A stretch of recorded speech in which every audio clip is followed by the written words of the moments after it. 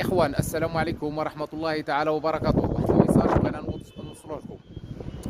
يعني هذا غير واحد التوضيح.